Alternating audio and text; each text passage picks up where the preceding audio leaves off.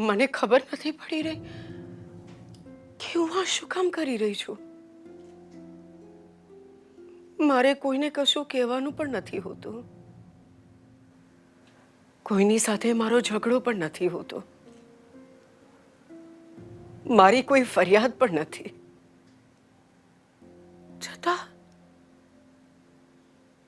છતાં હું આ શું કામ કરી રહી છું?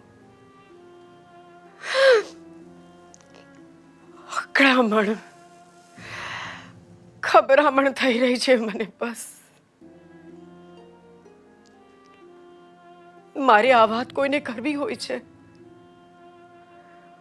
પણ એ સાંભળવા માટે મારી સામે કોઈ હોતું જ નથી.